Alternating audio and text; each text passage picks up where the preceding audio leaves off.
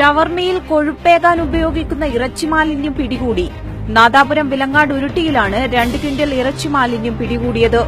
സംഭവത്തിൽ 2 ഇതര സംസ്ഥാന തൊഴിലാളികളെ പോലീസ് കസ്റ്റഡിയിലെടുത്തു. ആളൊഴിഞ്ഞ പറമ്പിൽ ഷെഡ് കെട്ടിയാണ് ഇറച്ചി മാലിന്യങ്ങൾ സൂക്ഷിച്ചിരുന്നത്. ആട്, പശു, പോത്ത് എന്നിവയുടെ ഇറച്ചി മാലിന്യങ്ങൾ ഉപ്പു ചേർത്താണ് സൂക്ഷിച്ചിരുന്നത്. രൂക്ഷമായ ഗന്ധം പുറത്തു വരാതിരിക്കാനാണ് ഉപ്പിട്ട നിലയിൽ സൂക്ഷിക്കുന്നത്. ഉണക്കി സൂക്ഷിച്ച നിലയിലും ഇവിടെ നിന്ന് ഇറച്ചി കണ്ടെടുത്തു. ഷവർമയിൽ കോഴിയിറച്ചിക്കൊപ്പം ചേർത്ത് വിൽപ്പന നടത്താനാണ് ഇവ തയ്യാറാക്കിയതെന്ന് ആരോഗ്യവകുപ്പ് ഉദ്യോഗസ്ഥർ പറഞ്ഞു.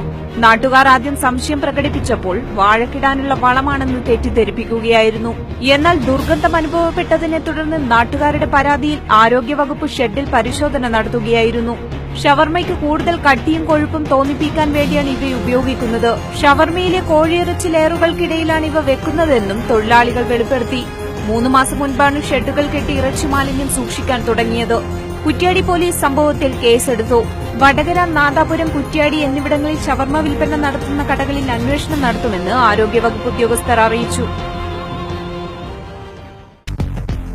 ഡൗൺലോഡ് ചെയ്യാം news mobile app Google play, apple store വഴി.